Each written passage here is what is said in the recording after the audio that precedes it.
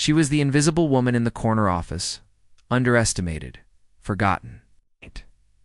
But when corporate executive Marcus Chen falsely accused quiet Elena Vasquez of embezzlement, he set in motion a chain of events that would destroy them both. 3 months later, a mysterious and devastatingly beautiful security consultant named Victoria Phoenix walks into his life.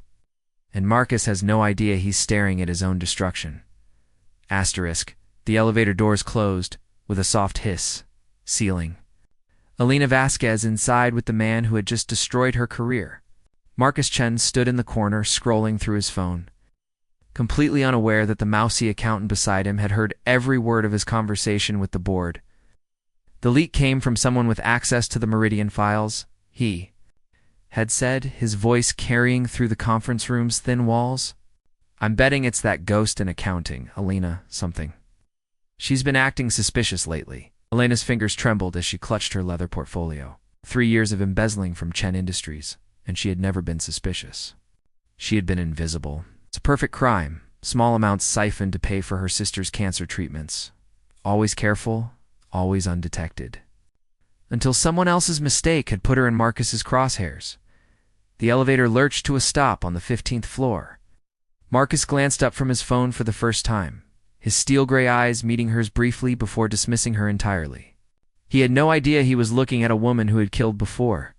Have a good weekend, Elena said softly, her voice the same unremarkable tone she had perfected over years of hiding in plain sight. Marcus nodded absently, already stepping toward the doors. You too, Elena. It's the fact that he knew her name, after all, surprised her. It also sealed his fate. As the doors closed behind him, Elena pressed the button for the basement parking garage. She had 48 hours before the forensic accountants arrived Monday morning. 48 hours to disappear Elena Vasquez forever and become someone else. Someone Marcus Chen would never see coming. Her phone buzzed with a text from Dr. Sarah Kim. Maya's latest tests look promising. Experimental treatment is working, but we need the next payment by Tuesday. Elena stared at the message, her reflection ghost-like in the elevator's metal doors. Maya had no idea how their parents had really died, or what Elena had done to the drunk driver who walked free on a technicality. Some secrets were worth killing. For some people, were worth becoming a monster for. The elevator opened to the empty parking garage. Elena walked to her car, her mind already calculating. She would need a new identity, new papers, and a way to stay close enough to finish what Marcus had started. Because Marcus Chen had made one crucial mistake in all his calculations. He assumed Elena Vasquez was just another victim. 3 months. Later, Marcus Chen stood in his corner office, watching Seattle's skyline blur in the evening rain. The forensic investigation had found nothing.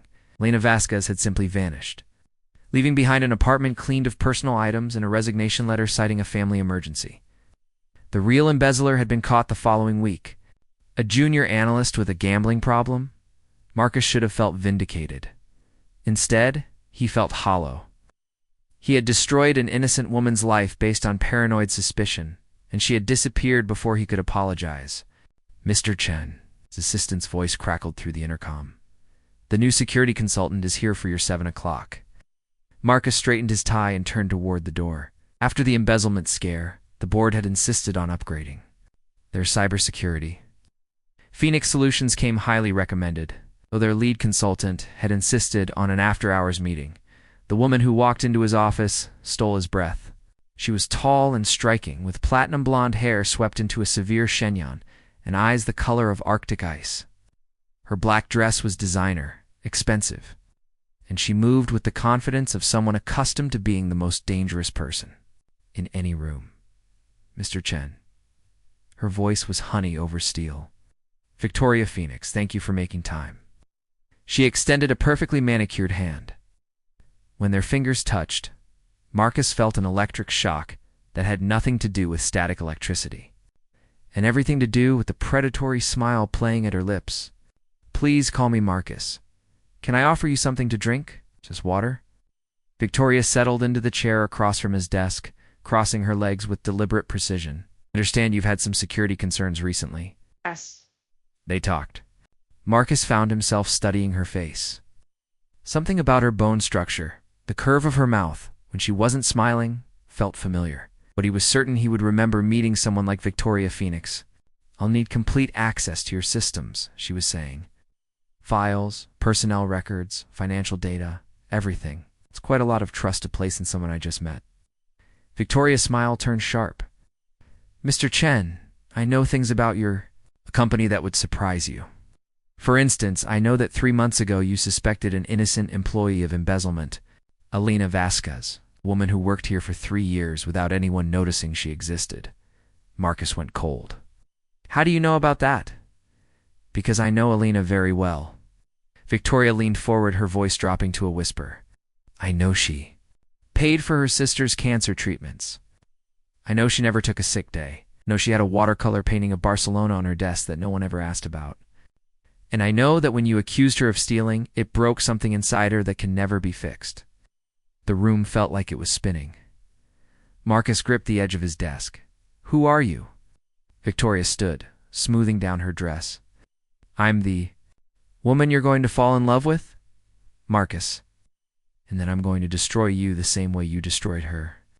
She walked toward the door, pausing with her hand on the handle. "I'll start Monday morning.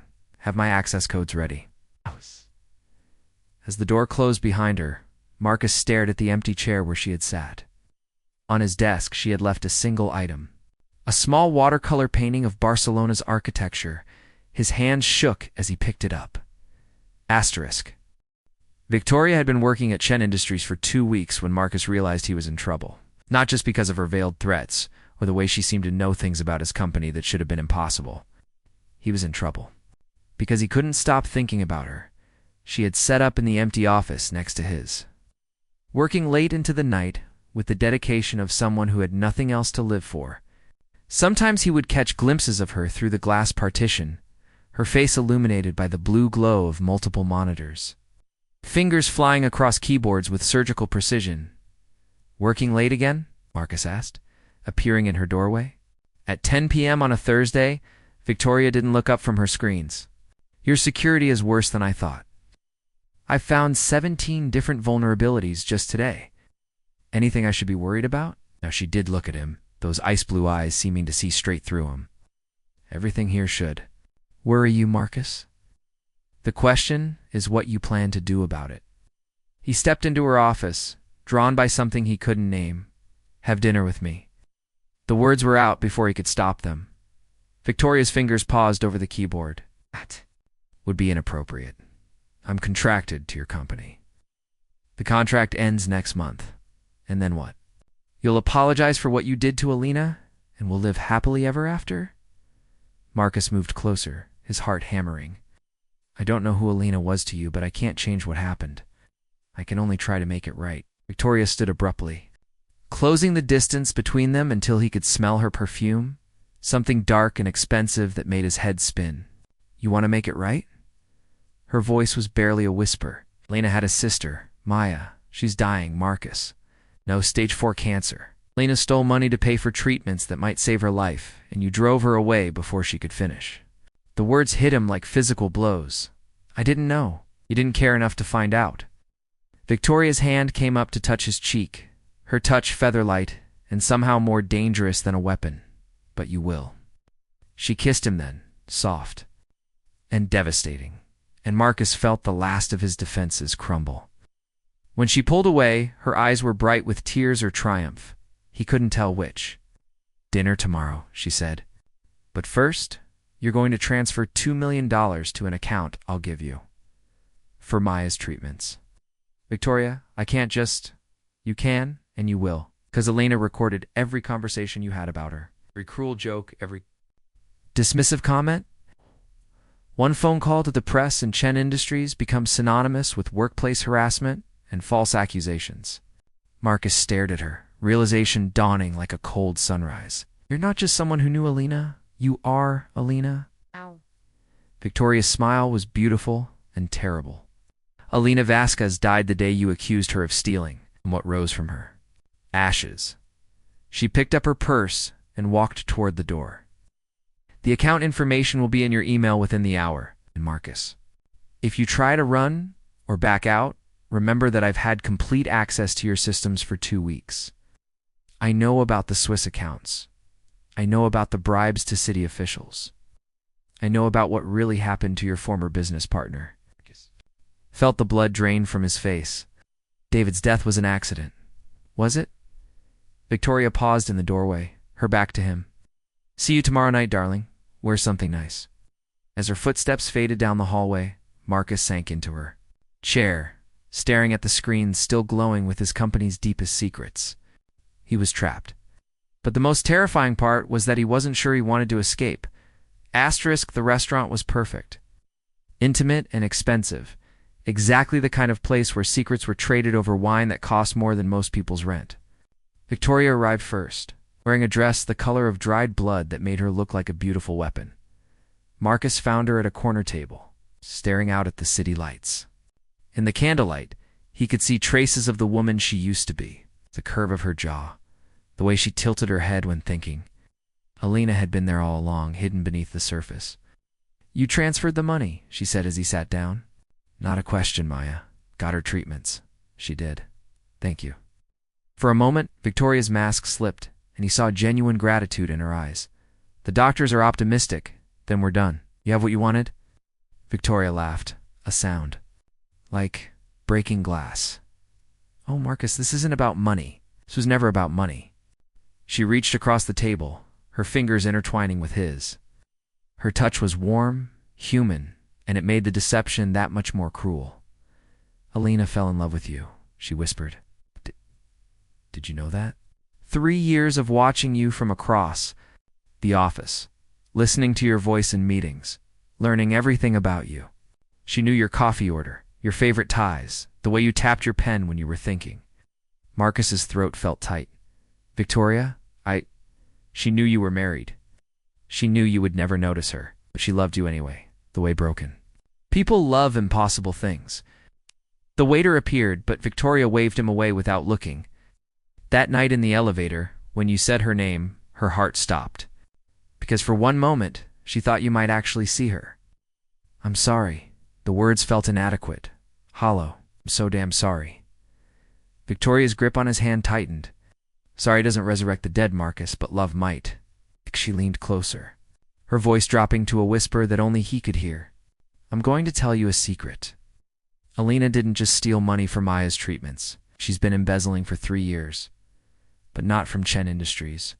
From Meridian Corp., your biggest client, the company that's about to award you a $200 million contract. Marcus went cold. That's impossible. The FBI investigated Meridian. They found nothing. They found what I wanted them to find. Lena was very good at being invisible, remember? Victoria's smile was sharp as a blade, but Meridian's CFO is getting suspicious. He's hired his own investigators. They'll trace everything back to Chen Industries within the week. Why are you telling me this? Because I want you to run away with me tonight, right now. Victoria's mask slipped again, and he saw desperation in her eyes. I have passports, money, a way out. We can disappear together. Marcus stared at her, his mind reeling. You're asking me to abandon everything. My company, my life, your life, is about to be over anyway. When Meridian's investigation concludes, you'll be facing federal charges as an accessory, unless you run with me. And if I don't. Victoria's hand moved to her purse, and Marcus caught a glimpse of something metallic inside. Then Elena gets her revenge, and Victoria Phoenix disappears forever, along with the only witness who can clear your name. The restaurant around them faded into background noise. Marcus looked into her eyes and saw Elena and Victoria warring behind them. Love and hatred twisted together into something unrecognizable.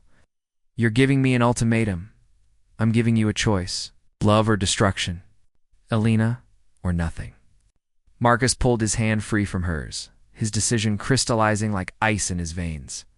I won't run. Whatever you've done, whatever evidence you've manufactured, I'll face it. I won't disappear with someone who's been manipulating me from the beginning. Victoria sat back, her face going perfectly blank. When she spoke again, her voice was Elena's, soft and wounded. Then you've chosen destruction. She stood, dropping a photograph on the table. It showed Marcus with David Huang, his former partner, 2 days before David's car went off the bridge. In the photo, Marcus was handing David an envelope. "Goodbye, Marcus. It would have been beautiful." As she walked away, Marcus picked up the photograph with trembling hands. He remembered that day clearly. The envelope contained David's final buyout agreement, but to anyone else, it would look like a payoff. Payment for a man who died when his brakes mysteriously failed. His phone buzzed. A text from an unknown number. "Check your email. The FBI will have copies within the hour. Shoulda run." With me, Marcus stared at the empty chair across from him, finally understanding the depth of his mistake. Hadn't just accused an innocent woman of theft. He had created a monster. Now that monster was going to destroy him with the same methodical precision she had once used to save him. The FBI arrived at Chen Industries at dawn, their black SUVs cutting through the morning fog like sharks through dark water. Marcus watched from his office window as agents in tactical gear secured the building. Knowing his life as he had known it was over, his phone had been ringing all night.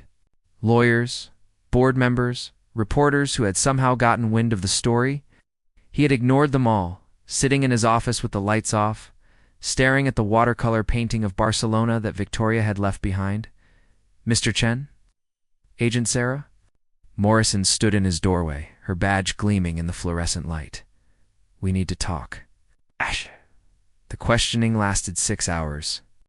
They showed him financial records, photographs, email chains that painted a damning picture of conspiracy and murder. But Marcus barely heard the words, kept thinking about Elena in that elevator, the way she had said have a good weekend. With such gentle politeness. "We know you didn't kill David Huang," Agent Morrison said finally. "The forensic evidence doesn't match the timeline, but someone wanted us to think you did. Someone with intimate knowledge of your business relationship and access to sophisticated financial manipulation tools." Marcus looked up from his hands. "Victoria Phoenix. Her real name is Elena Vasquez. We know. We've been tracking her for 2 months. She's been running a complex embezzlement scheme using multiple identities. But here's the thing, Mr. Chen. According to our investigation, Elena Vasquez died in a car accident in Vancouver 6 weeks ago." The words hit him like a physical blow. "That's impossible. I was just with her last night." Agent Morrison slid a photograph across the table, showed a twisted wreck of metal and glass on a rain-slicked highway. Elena Vasquez lost control of her vehicle during a storm. She was killed instantly. We identified the body through dental records. Marcus stared at the photo, his world tilting on its axis. Then who? Her twin sister Maya, the one with cancer, apparently Elena's death, pushed her into a complete psychological break. She assumed her sister's identity and came after you, believing you were responsible for Elena's suicide. The room spun around Marcus. Maya, the sister Elena had died trying to save. The sister who was supposed to be dying of cancer. The cancer was a lie? Maya's been in remission for 2 years. The treatments Elena paid for worked, but Elena never knew. Maya couldn't bring herself to tell her sister that all the stealing and guilt had been for nothing. Marcus buried his face in his hands. She blamed herself for Elena's death. She blamed you. In her mind, you drove Elena to desperation, which led to her death. So she became Elena to punish you. Through the conference room window, Marcus could see reporters gathering outside. His company, his reputation, his life all destroyed by a woman seeking revenge for a sister who had saved her without knowing it. Where is she now? Agent Morrison's expression softened slightly. Maya Vasquez was found dead in her hotel room this morning. Apparent suicide. She left a letter confessing to everything. Marcus felt something break inside his chest. Elena and Maya, both dead. Both casualties of his careless cruelty and their own desperate love for each other. She won, he whispered. No, Mr. Chen. Nobody won here. Agent Morrison stood to leave, then paused at the door. Ow. There was one more thing. In Maya's hotel room, we found financial records showing that every penny she stole was transferred to cancer research foundations. She signed the donations in Elena's name. When Marcus was finally released, the sun was setting over Seattle. The city looked the same, but he felt like a stranger in his own life. Chen Industries would survive the scandal, but he wouldn't. The board had already voted to remove him. He drove to the cemetery where Elena was buried, a small plot in a quiet corner with a simple headstone. Someone had left fresh flowers, white lilies, and auburn chrysanthemums. Maya, probably before she died.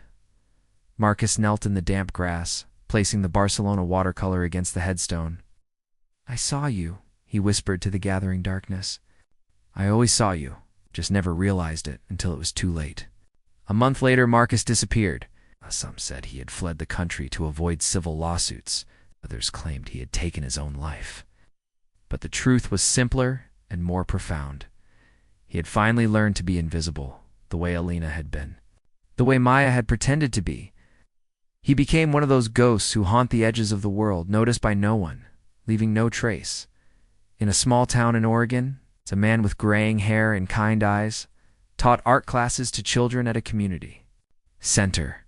He never spoke of his past, but sometimes his students would catch him staring out the window with a sadness that seemed to go deeper than bone.